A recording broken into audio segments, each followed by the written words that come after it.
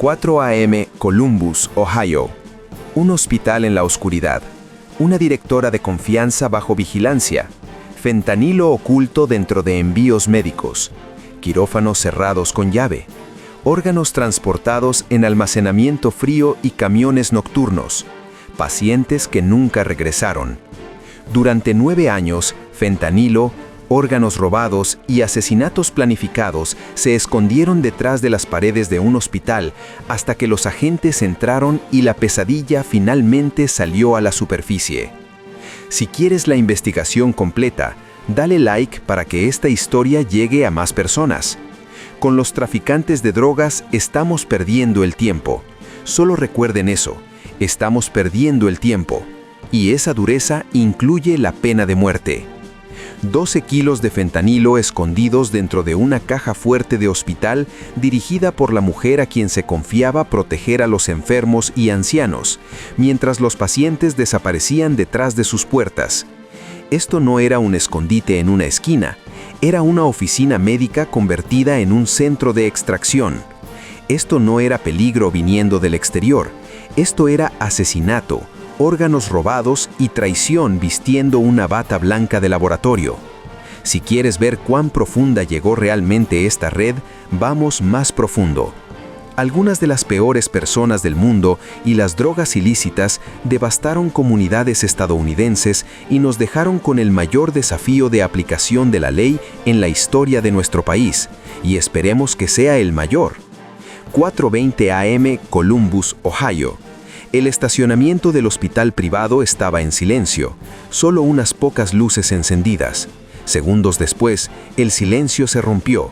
Agentes del FBI y la DEA irrumpieron por la entrada, sus voces agudas y controladas. Las botas golpeaban el piso, las radios crepitaban. Todo el edificio se tensó con miedo. Un lugar destinado a sanar de repente se sintió hostil. Los agentes subieron al segundo piso. La oficina de la directora estaba cerrada con llave. Un martillo de acero golpeó la puerta, astillando madera y doblando metal. Adentro parecía normal. Fotos familiares, flores, un escritorio limpio. Pero detrás de esa calma exterior yacía algo oscuro. Una caja fuerte pesada. Herramientas de corte atravesaron el metal grueso. Cuando se abrió, el aire cambió. Adentro había 12 kilos de fentanilo, bloques sellados apilados como efectivo, una pistola, un teléfono bloqueado. Unos minutos después, la directora del hospital, Amina Hassan, de 48 años, estaba esposada, su bata blanca colgando suelta. Las enfermeras miraban sin palabras. 9 años de confianza desaparecidos en una sola mañana. Si quieres que esta investigación llegue a más personas, especialmente a familias que todavía confían en sus hospitales, dale like ahora. Comenta verdad si crees que esta redada fue solo el comienzo. Durante años, el hospital parecía pacífico. Los pacientes esperaban tranquilamente. Las enfermeras se movían por pasillos limpios y las familias confiaban en cada sonrisa. Nadie imaginaba que una operación criminal estaba funcionando detrás de esas puertas. No había señales de pandillas ni vendedores callejeros. Todo parecía profesional. Sin embargo, cada 7 días, fentanilo y heroína entraban al hospital disfrazados de suministros médicos. El personal nunca decía drogas, usaban la frase en código «medicina especial para bajar de peso». Pequeñas botellas blancas se movían de habitación en habitación, entregadas a pacientes desprevenidos, cada una conteniendo suficiente fentanilo para destruir vecindarios enteros. Los registros financieros revelaron la verdad. El hospital ordenaba 10 veces más suministros de los necesarios. Los envíos de medianoche llegaban con etiquetas perfectas, guantes estériles, batas quirúrgicas, equipo de laboratorio. Adentro había ladrillos de fentanilo puro. Los padres traían niños para tratamiento, los ancianos venían para análisis de sangre, los trabajadores confiaban sus vidas al hospital. Todo el tiempo, un segundo negocio, un negocio criminal, estaba creciendo dentro del edificio, oculto detrás de portapapeles, credenciales de identidad y sonrisas corteses. Amina Hassan no estaba administrando atención médica, estaba operando un conducto de drogas, usando el hospital como cobertura y usando a los pacientes como escudos.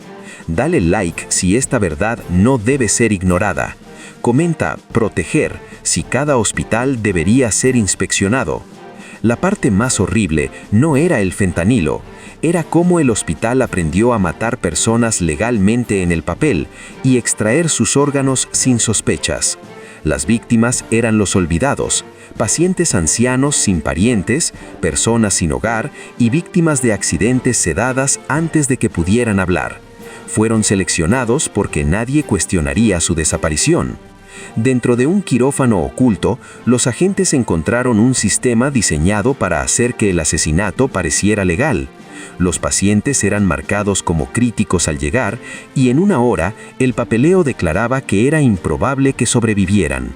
2 sigmas, un médico y un gerente, aprobaban la donación de órganos de emergencia. Muchas víctimas nunca recuperaron la conciencia. Un corredor que faltaba en todos los mapas oficiales llevaba a una sala quirúrgica secreta. Luces brillantes, mesas de metal y ninguna intención de salvar vidas. Los registros listaban cuerpos solo por números, sin familias, sin consentimiento, sin historial médico. Cuando los analistas revisaron los archivos, la escala impactó a todos. 315 cirugías en 9 años, muchas sin registros de muerte o entierro. Las causas de muerte eran vagas, nunca mencionaban extracción de órganos. Los órganos extraídos se movían en contenedores refrigerados, etiquetados material donado emergencia, mezclándose con envíos médicos, mientras el dinero fluía de vuelta a través de rutas de cárteles. CJNG, Sinaloa. El hospital se había convertido en parte de una red de tráfico internacional. Un lugar destinado a sanar había aprendido a hacer que la muerte pareciera oficial, convirtiendo seres humanos en mercancías con una firma. Si esta red ilegal de órganos te hiela la sangre, dale like para que más personas vean la verdad. Comenta nunca si cada vida merece protección. Una vez que Amina Hassan estaba bajo custodia, los agentes se dieron cuenta de que el hospital era solo la primera grieta. Los mapas en la sala de comando federal mostraban clínicas, almacenes y negocios por todo Ohio, todos conectados a la misma red. La orden fue simple: golpear todos los lugares al mismo tiempo. Antes del atardecer, convoyes sin identificación se movieron por todo el estado. Camiones blindados aparecieron detrás de edificios. Helicópteros circulaban silenciosamente sobre calles congeladas. Dentro de una clínica privada, 2 agentes entraron por la puerta trasera. La sala de espera estaba vacía, pero el sótano no. Había refrigeradores cerrados con llave, llenos de contenedores sellados. Las etiquetas decían muestras médicas, pero el olor a químicos era fuerte. Sobre una mesa había instrumentos quirúrgicos ya limpios, listos para el siguiente procedimiento. En un almacén cerca del río, la situación era diferente. Hombres con armas esperaban detrás de pilas de cajas. Cuando los equipos federales se acercaron, estalló el tiroteo. Las balas golpeaban metal, chispas volaban de puertas y concreto. Los agentes se cubrieron detrás de vehículos. Las órdenes eran claras, agudas, sin pánico. Una granada de luz explotó a través de una ventana lateral, iluminando la habitación con calor blanco. El tiroteo se detuvo. En el extremo lejano de la ciudad, un camión refrigerado intentó escapar. Su motor rugió y humo salía del escape. Atravesó una puerta dirigiéndose hacia una autopista. 2 SUV federales aceleraron, bloqueándolo en el último momento. Los neumáticos chirriaron, el camión derrapó de lado y se detuvo. Cuando las puertas se abrieron, los agentes encontraron cajas llenas de efectivo y neveras médicas selladas. Dentro de las neveras había órganos humanos envueltos en plástico y hielo. En la casa de un oficial de policía, los agentes encontraron grandes cantidades de efectivo escondidas en los paneles del techo. En la casa del director del banco, descubrieron llaves de cajas de seguridad y documentos que mostraban transferencias de dinero a cuentas en el extranjero. La lista de nombres crecía cada hora. Para la noche, docenas de personas habían sido arrestadas en todo el estado. La evidencia llenaba camiones y mesas, drogas, armas, registros financieros, archivos de trasplantes. Las redadas revelaron una verdad terrible. Un hospital había sido el centro, pero la enfermedad se había extendido por todas partes. Las paredes que se suponía debían proteger la vida, en cambio habían protegido un imperio criminal. Ohio despertó con luces intermitentes, sirenas y el sonido de helicópteros. La promesa de seguridad había sido rota y ahora todo el estado entendió cuán profunda había sido la traición. Para la segunda mañana, la escala de la investigación ya no parecía un escándalo médico, parecía un sistema. Amina Hassan no había actuado sola y los agentes lo sabían. Hospitales, clínicas, almacenes, estos eran solo la superficie. Para sobrevivir 9 años, la red necesitaba protección en todos los niveles. Los archivos tomados de la oficina de Hassan estaban llenos de nombres, no solo pacientes o proveedores, sino jueces, oficiales, funcionarios bancarios, inspectores y líderes comunitarios. Algunos nombres estaban escritos completos, algunos eran iniciales seguidas de números. Todos habían recibido pagos disfrazados de honorarios de consultoría, servicios especiales o subvenciones de caridad. Los agentes comenzaron a seguir el dinero. El camino era claro, simple y escalofriante. Cada transferencia comenzaba con cuentas del hospital, pasaba por fundaciones sin fines de lucro, luego desaparecía en empresas fantasmas. Estas empresas no tenían oficinas, ni empleados, ni productos, solo firmas. Las firmas eran personas reales, hombres y mujeres que habían jurado proteger a la comunidad. Un juez de Conda había aprobado transportes médicos de emergencia que nunca fueron revisados. Un inspector de salud de la ciudad había sellado aprobaciones en envíos nocturnos. Un oficial había borrado registros de computadoras policiales. Un director de banco abrió múltiples cajas de seguridad bajo diferentes nombres. Cada persona jugaba un papel pequeño. Solas, las partes no significaban nada. Juntas, formaban un escudo. Para los ciudadanos comunes, estas eran figuras respetadas. Hablaban en cenas de caridad, estrechaban manos en eventos comunitarios, posaban para fotografías con pacientes y donantes.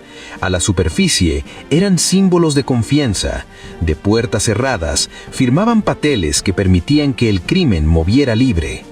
En las primeras 48 horas después de las redadas, el número de investigaciones internas se triplicó. Los edificios gubernamentales de repente estaban ocupados. Los jueces fueron llamados a interrogatorio.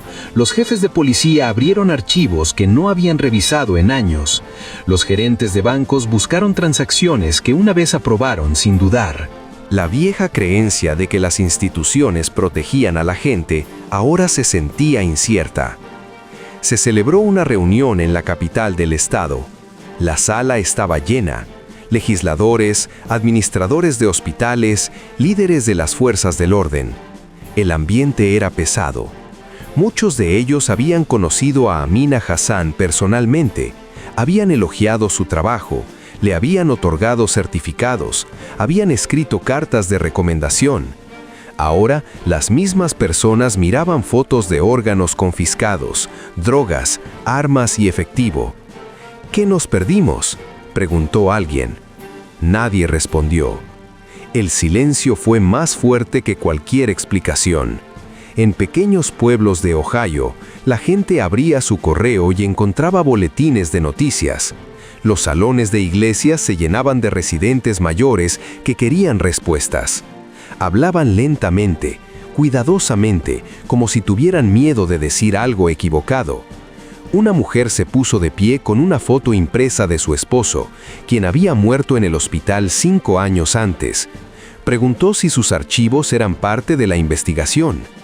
Una voluntaria le entregó un número de teléfono.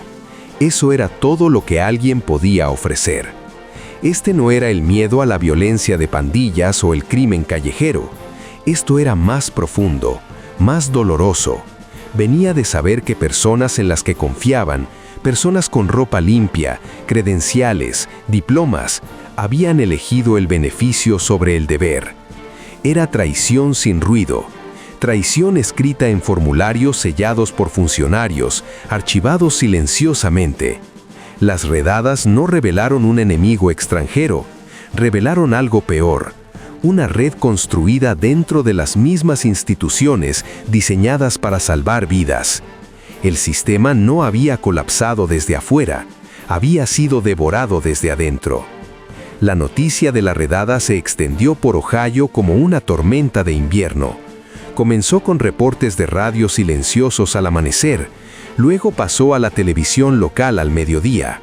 Al principio sonaba como una acción policial rutinaria, pero a medida que surgían los detalles, una directora de hospital, cirugías secretas, drogas, órganos, la gente se congeló de incredulidad. Los hospitales eran lugares sagrados, eran donde los padres traían a sus hijos, donde los parientes ancianos eran cuidados, donde se salvaban vidas.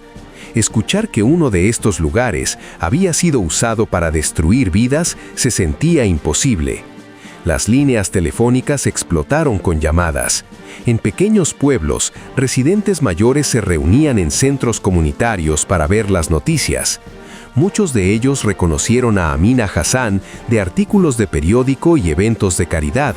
Había sido admirada, había dado discursos sobre acceso a la atención médica, había recibido premios. Ahora su rostro aparecía en la pantalla esposada. Algunas personas miraban en silencio, otras lloraban. Algunas se enojaron, no porque entendieran cada detalle, sino porque se sintieron traicionadas. La confianza es algo frágil y una vez que se rote, no puede repararse fácilmente.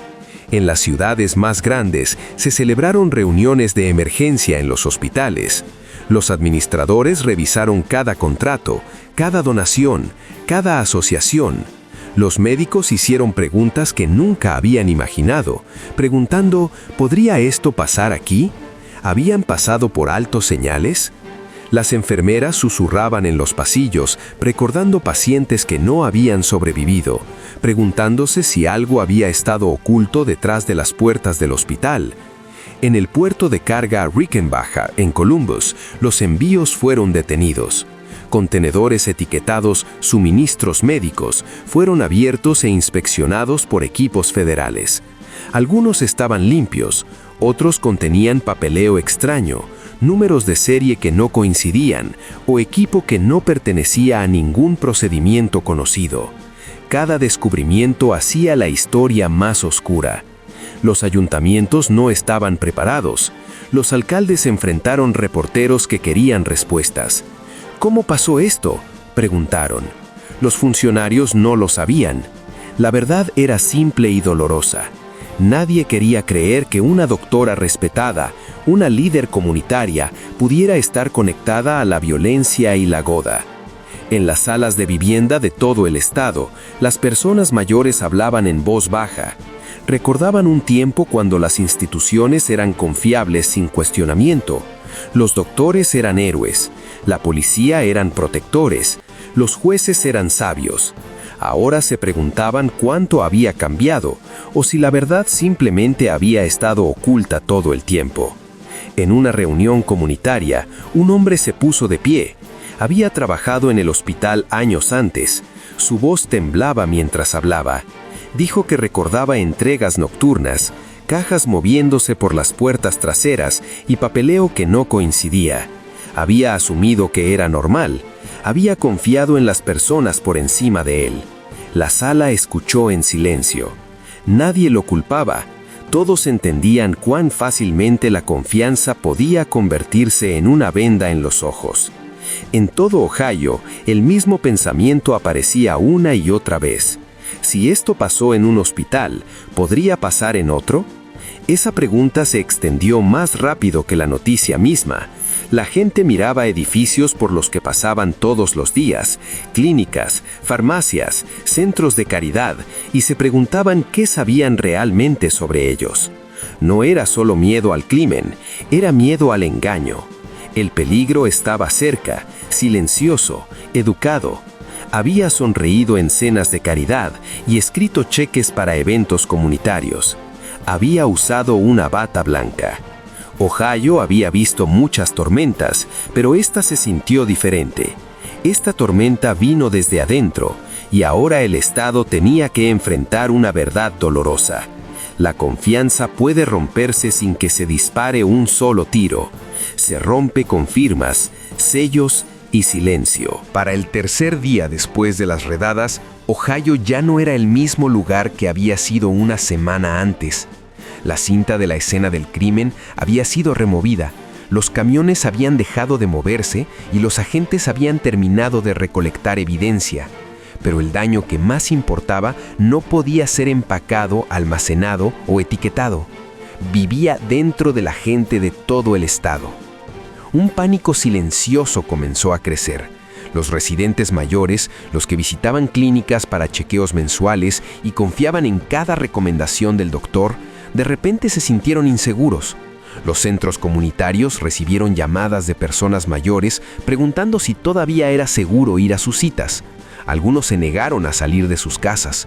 Otros les dijeron a sus hijos que preferían soportar el dolor que entrar a otro edificio médico. Los hospitales sintieron el impacto inmediatamente. Docenas de cirugías programadas fueron canceladas en una sola mañana. Pacientes con condiciones cardíacas pospusieron procedimientos. Las familias sacaron a sus parientes de centros de rehabilitación temiendo que algo pudiera pasar a puertas cerradas.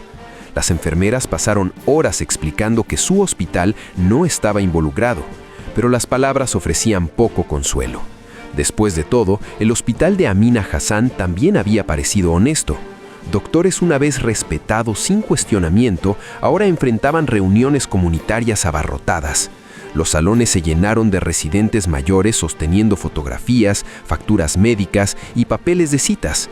Las voces temblaban mientras hablaban. ¿Cómo sabemos en quién confiar? ¿Quién firma los papeles que deciden nuestro cuidado?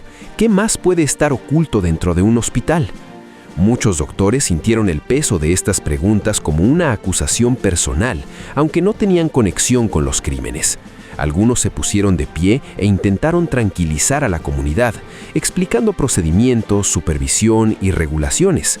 Pero la tranquilidad era frágil. Cuando la confianza se rompe, los hechos solos no pueden reconstruirla. En la capital del estado, el gobernador celebró una conferencia de prensa de emergencia. Su voz era firme, pero la tensión a su alrededor era imposible de ocultar. Anunció una revisión estatal de cada hospital, clínica, sala de emergencias e instalación médica privada. Miles de páginas de papeleo serían examinadas. Cada muerte inexplicable de la última década sería reevaluada. Se abriría una línea directa para familias que buscaran respuestas, pero incluso mientras hablaba, la gente que miraba desde salas y hogares de ancianos sentía una verdad diferente. Las investigaciones podían exponer irregularidades, pero no podían borrar el miedo que ya había echado raíces. Los padres cuestionaban si llevar a sus hijos para vacunas de rutina, los ancianos evitaban las farmacias, los grupos de iglesias organizaban viajes compartidos no por conveniencia, sino para que nadie tuviera que entrar solo a una clínica. Los locutores de radio locales discutían la muerte de la confianza más que la redada misma. El impacto de la red criminal había pasado. Lo que quedaba era algo más profundo, la comprensión de que el peligro no siempre viene de afuera. A veces se esconde detrás de paredes que nunca cuestionamos. En todo el estado, la gente miraba formularios médicos, viejas recetas y recuerdos de seres queridos que fallecieron demasiado repentinamente. Para muchos, esta fue la primera vez que entendieron cuán frágil puede ser la confianza y cuán fácilmente puede usarse contra los inocentes. El shock fue real, pero llevaba un mensaje: debemos permanecer vigilantes, incluso con las instituciones que asumimos son seguras.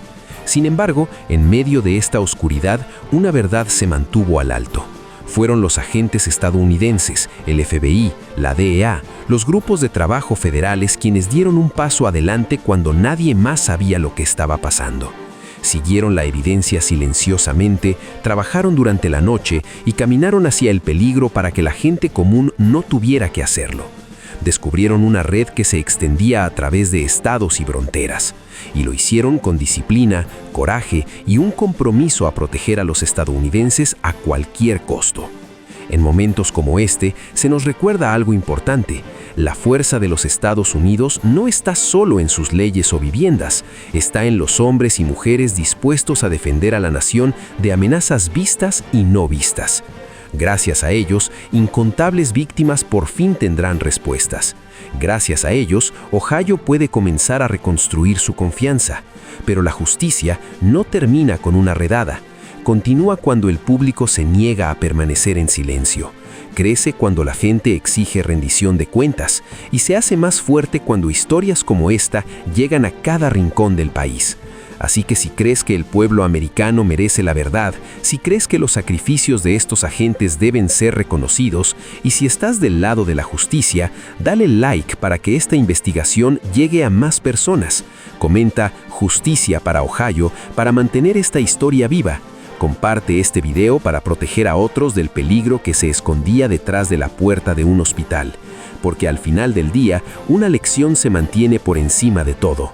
América se mantiene segura cuando su gente permanece alerta y cuando sus protectores nunca dejan de luchar por ella. Suscríbete a Voz Universal para no perderte el próximo capítulo.